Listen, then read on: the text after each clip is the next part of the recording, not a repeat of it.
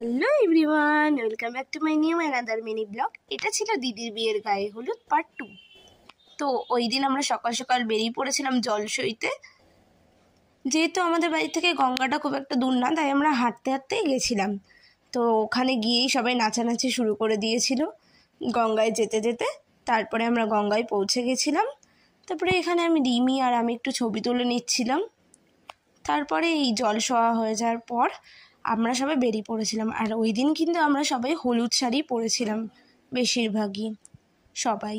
তারপরে যেতে যেতে আমরা নাচ গান করেছিলাম। আর এই জায়গাটা গায়ের হলুদের যে জায়গাটা ডেকোরেশন করা হয়েছিল সুন্দর করে ফুল দিয়ে।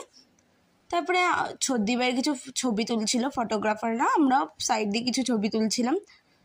তারপরে অনেক রকম যেসব রিচুয়ালস থাকে, ছোটো মাকে বরণ করলো, তারপরে গায়ে হলুদ লাগিয়ে জল ঢালা অবধি অনেক নিয়মই আছে। তারপরে কি মাটির কি ভাঙতে হয়, এরকম অনেক নিয়ম আছে, ওইগুলো ভাঙলো।